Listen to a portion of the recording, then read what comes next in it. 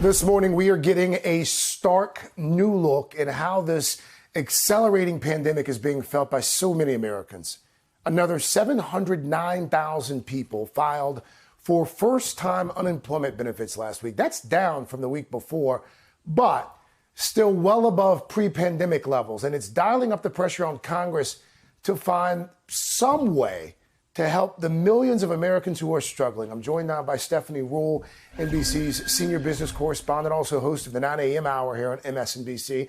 And NBC's Leanne Caldwell is on Capitol Hill. And Stephanie, the numbers are huge. And we sometimes forget that each of these numbers actually represents a person whose life has been turned upside down by the ripple effect of this pandemic.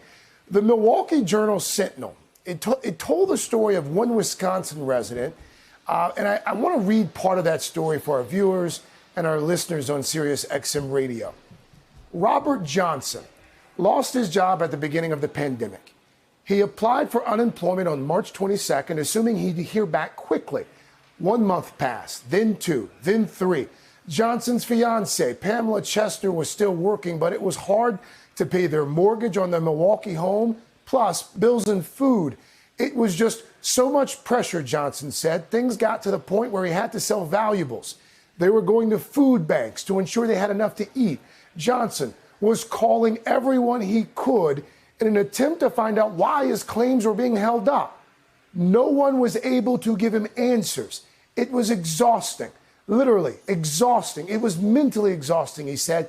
At one point, he told Chesner he had thought about taking his own life. Johnson finally got his unemployment at the end of October, but he says it will take them months to catch up on the bills. Stephanie, how can that be 8 months into this pandemic that people are still having to wait for months to get assistance from their government?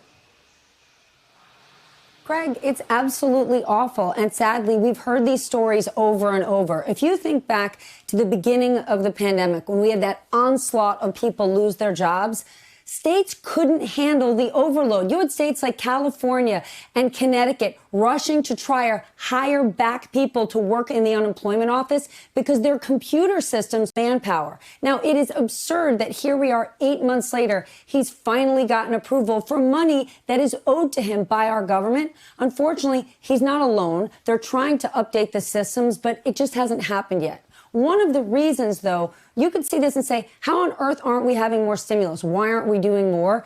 Because this actually isn't happening to all of America. And we're in this K-shaped recovery where people on the bottom are suffering desperately. But let's face it, people like you and me and Leanne, we didn't lose our jobs. We're all working from home. And the truth is, we're saving more money because we're not out and about. And because of that bifurcated picture, a big portion of the economy doing well, saving money, and another portion doing so badly, that divide makes it easier for our government to stay divided on an issue where they shouldn't be. That's a fantastic point. Leanne, we heard from Democrats in the last hour, Speaker Pelosi, Senator Schumer. What is Congress doing to help people like Robert Johnson? So, Craig, there's a couple things here. These Republican or Democrats that we just heard from, Speaker Pelosi and Leader Schumer, they were blaming Republicans for not accepting reality that President-elect Joe Biden has won the election. And they say that that is hampering what Congress can do and what the transition can do regarding COVID as cases are surging across the country. Let's listen to what they said, and we'll talk about it on the other side. They're engaged in an absurd circus right now, refusing to accept reality. The Republicans are shamefully proceeding without recognizing what our responsibility is and making it even harder to address the massive health, and economic crisis that we're facing. Joe Biden leads in Wisconsin by 20,000, Pennsylvania 50,000, Michigan 146,000. That's the facts. Biden's won. Nothing Republicans or Trump can do will change that. So that is the fact that Vice President Joe Biden has won the election, is going to be seated on Inauguration Day, but that doesn't change the fact that there are millions and millions of people out around the country who are hurting because Congress has not done anything regarding COVID relief. These negotiations have been stalled for months. An election has now come and gone.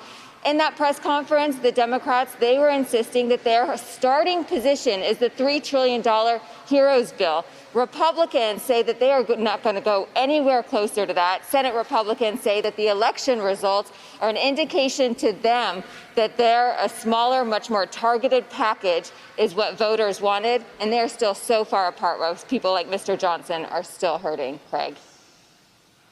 And Stephanie, meanwhile, no signs that from an economic standpoint or a public health standpoint that things are going to get better anytime soon. From an economic standpoint, I mean, you see all these states that are enacting new restrictions, shutting things down again. I mean, how... Craig, it could get a lot worse in the near term. You know, when you look at the markets and you see markets are soaring because people are excited about that vaccine in 6 or 9 months from now, sure, that could be great then. But right now, things are bad. And as long as coronavirus continues to spread, we're not going to get better economically. Look at your own life, Craig. We're a couple of weeks away from Thanksgiving. In a normal year, even if we didn't get more restrictions, Craig Melvin would get on a plane and go down to Columbia, South Carolina to see his family. You would be going to local restaurants. You would be buying things at small shops. Probably on Thanksgiving night, you'd go to a local bar where all your friends from high school would be. You might even buy a new outfit so you could look really good. None of those things are happening. With or without restrictions, you're not spending that money. And that impacts our economy in a really negative way and will certainly impact jobs. Stephanie Rowe, you always make it plain. Thank you, my friend. Leanne Caldwell, thank you as well there on the Hill for us. Big thanks to both of you. Hey there, I'm Chris Hayes from MSNBC. Thanks for watching MSNBC on YouTube. If you want to keep up to date with the videos we're putting out, you can click subscribe just below me or click over on this list to see lots of other great videos.